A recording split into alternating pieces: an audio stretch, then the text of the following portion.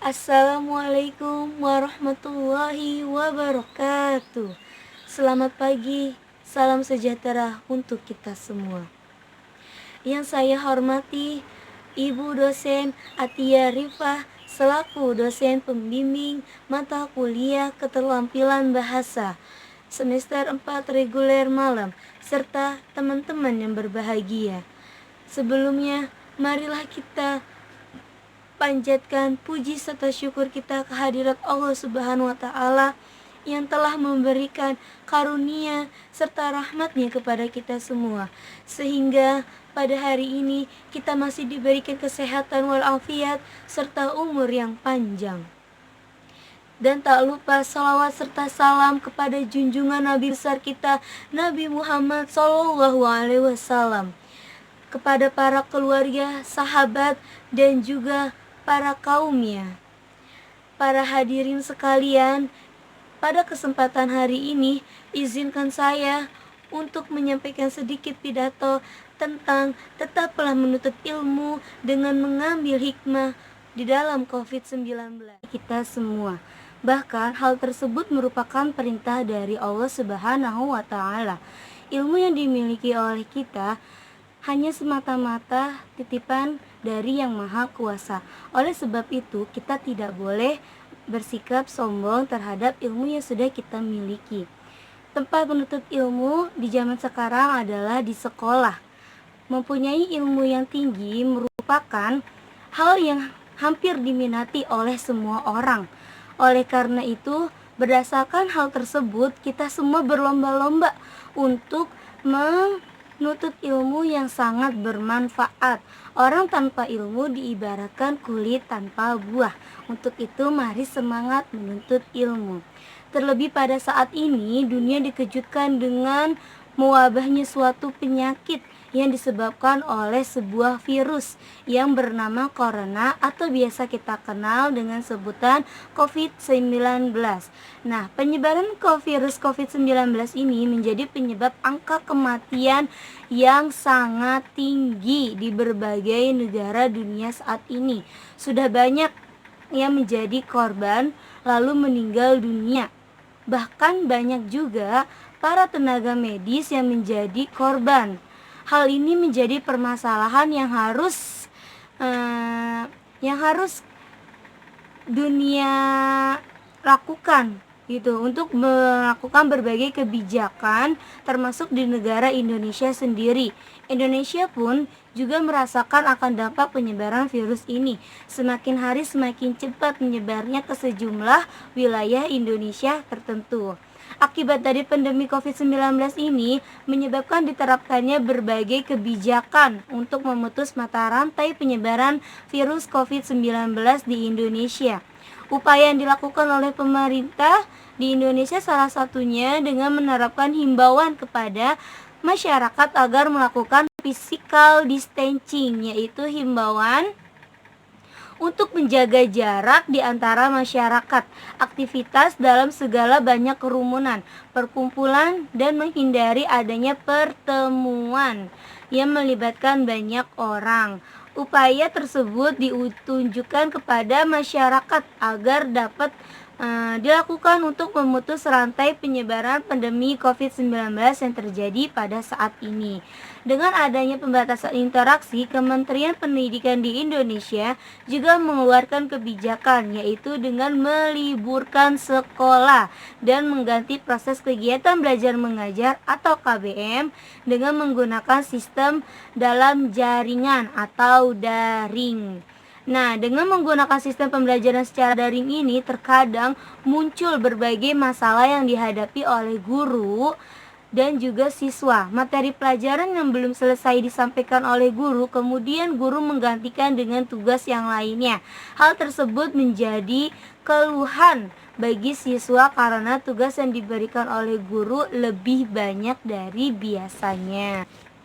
Nah, hadirin sekalian yang berbahagia, permasalahan lain dari adanya sistem pembelajaran secara online adalah akses informasi yang terkendala oleh sinyal yang menyebabkan lambatnya dalam mengakses informasi. Siswa terkadang tertinggal dengan informasi akibat dari sinyal yang kurang memadai. Akibatnya mereka terlambat dalam mengumpulkan suatu tugas yang diberikan oleh guru. Belum lagi bagi guru yang memeriksa banyak tugas. Wah, teman-teman sudah pada tahu kan ya. Pusing. Iya, yang telah diberikan kepada siswa membuat ruang penyimpanan gadget semakin terbatas. Itu yang saya rasakan, teman-teman. Para hadirin sekalian, penerapan pembelajaran online juga membuat pendidik berpikir kembali mengenai model dan metode pembelajaran yang akan digunakan. Yang awalnya seorang guru sudah mempersiapkan model pembelajaran yang akan digunakan, kemudian harus mengubah model pembelajaran tersebut. Di balik masalah dan keluhan tersebut ternyata juga terdapat berbagai hikmah bagi pendidikan di Indonesia. Di antaranya siswa maupun guru dapat menguasai teknologi yang semakin canggih. Guru maupun siswa dituntut agar memiliki kemampuan dalam bidang teknologi pembelajaran.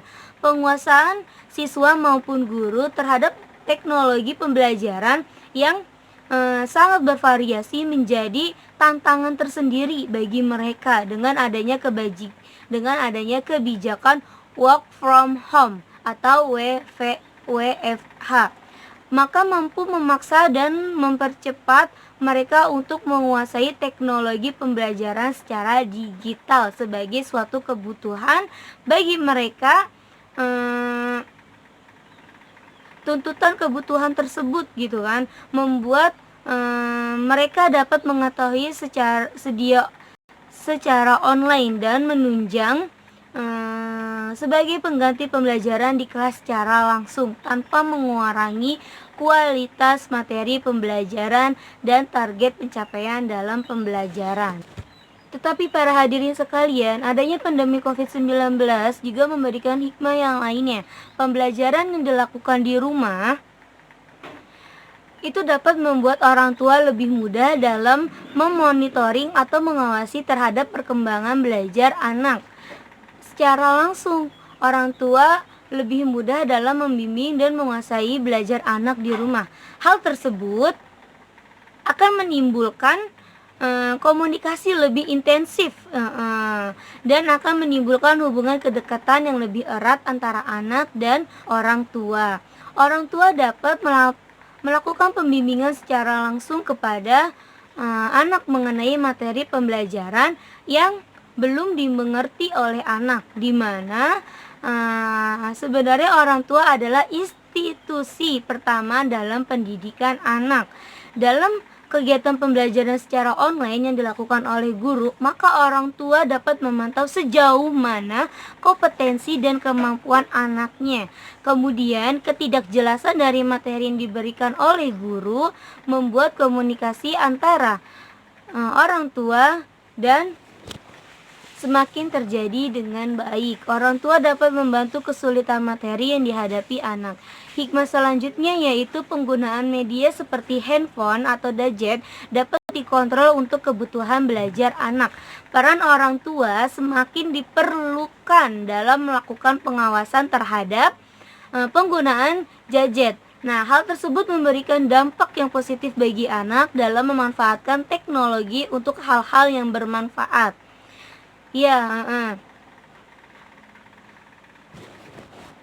Anak cenderung akan menggunakan handphone untuk mengakses berbagai sumber pembelajaran dari tugas yang diberikan oleh guru, sehingga akan membuat anak menghindari penggunaan gadget pada hal-hal yang berkurang, hal-hal yang kurang manfaat atau negatif.